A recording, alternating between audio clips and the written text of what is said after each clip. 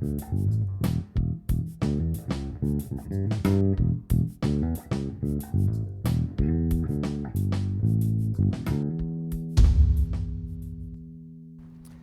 we have a 1972 El Camino Super Sport.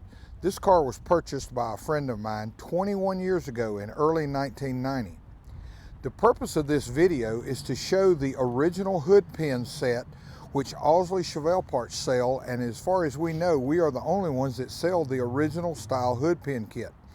Over the years, many people have been selling hood pin kits that feature some of the wrong ingredients, such as the nut and a washer that goes under it. Well, General Motors did not go to the hardware store and buy a nut and a washer to put these hood pin kits on, and one of our competitors also sells a kit that has the wrong clip, which holds the cable to the car. So we'll move in now and show a closer picture of what I'm talking about.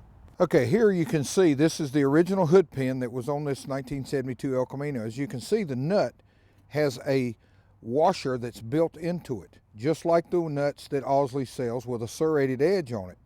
When you compare the two, you can see that those nuts are the same.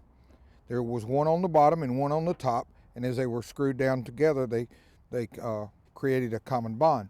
Now here is the hood pin and the clip and the cable.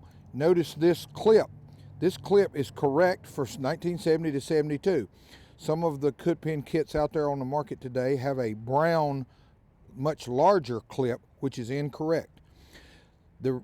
Going back to what I was stating earlier about a nut and a washer, these kits have been available on the market for so many years that now people believe that the nut with an individual washer was correct, when in fact, this is what came on the cars originally from General Motors.